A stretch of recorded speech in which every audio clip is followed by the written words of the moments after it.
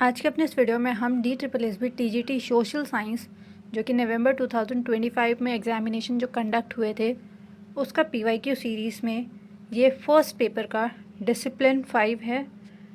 इसको हम आज कवर करेंगे विद इन 5 मिनट्स।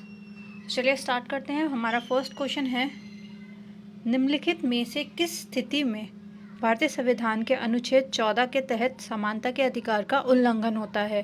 तो यहाँ ये 4 स्टेटमेंट्स दी हैं और इन स्टेटमेंट्स में से कोई एक आंसर होगा इसका। आप वीडियो को रोक करके क्वेश्चंस रीड कर लीजिए। इसका सेकंड ऑप्शन करेक्ट है। एक सार्वजनिक विद्यालय धर्म के आधार पर किसी विद्यार्थी को प्रवेश देने से इनकार कर देता है। हमारा सेकंड क्वेश्चन है,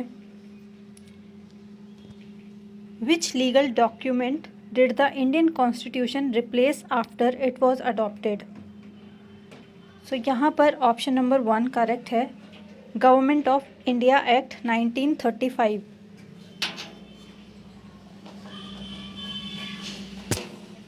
हमारा थर्ड क्वेश्चन है, विच की feature of the Indian constitution was inspired by the British system?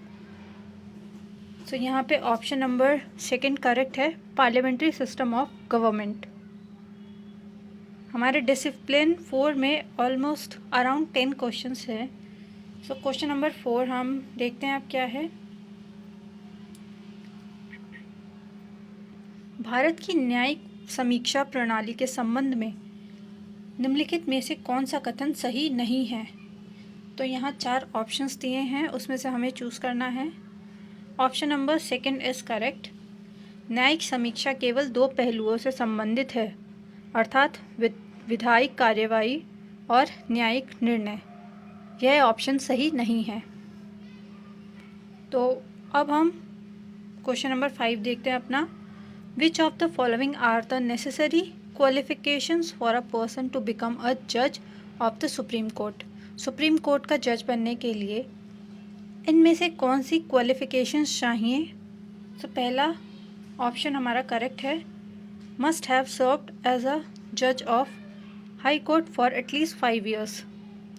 Then B option है हमारा, must be at least 50 years old. ये गलत है।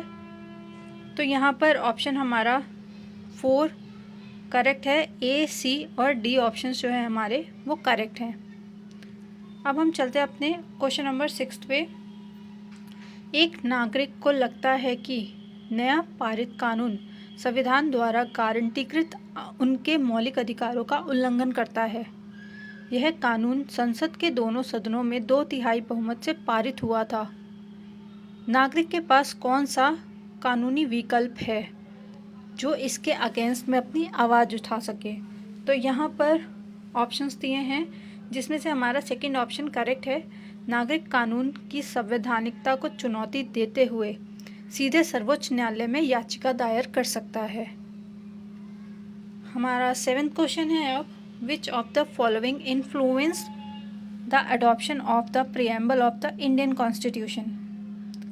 सो सेकंड ऑप्शन हमारा करेक्ट है, the French and American constitution. अब 8th क्वेश्चन हम डिस्कस करते हैं। निम्नलिखित में से कौन सी गुप्त मतदान प्रणाली के लक्षण या विशेषता है?